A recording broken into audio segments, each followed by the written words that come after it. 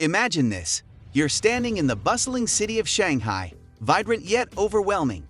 Now close your eyes. How do you find your way? Your footsteps may hesitate.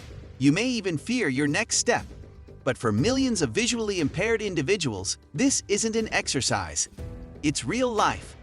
And for them, the presence of a guide dog is not just a companion, it's their freedom and confidence. Meet Mr. Zhang.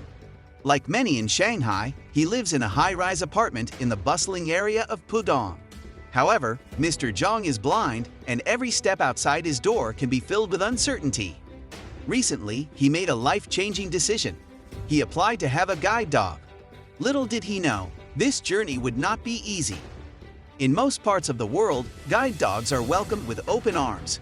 Yet Mr. Zhang's story is different. You see, Shanghai's rules for obtaining a guide dog are more complex than one might think.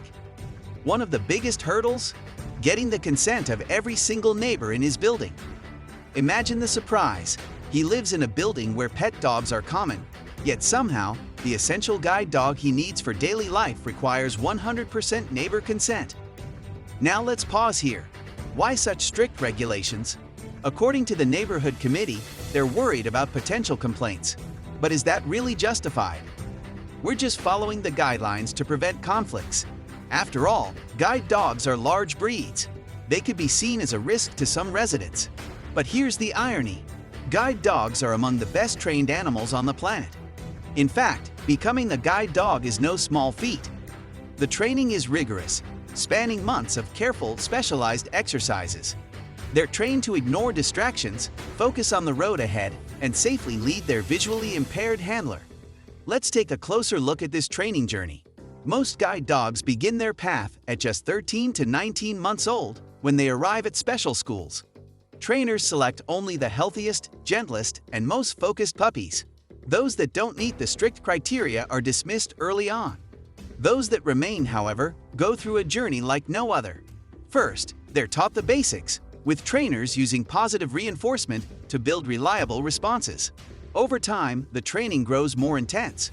Trainers wear blindfolds to simulate real scenarios, leading the dog through complex environments filled with obstacles and noises.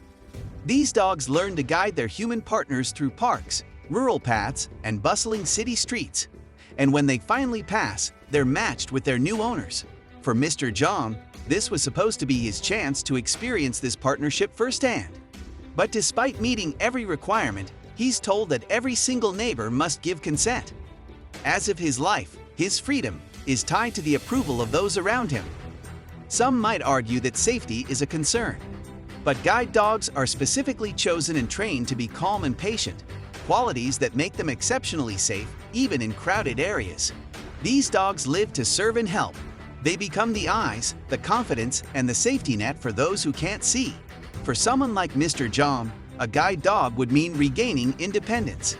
So, what's the takeaway from Mr. Zhang's story? Guide dogs are heroes in their own right.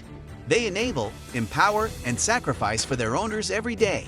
Let's respect their role, honor their training, and remove the obstacles that prevent them from doing their job. Mr. Zhang's story is just one of many. Let's make sure every guide dog is welcomed into society with open arms. Because, after a lifetime of service, they deserve it.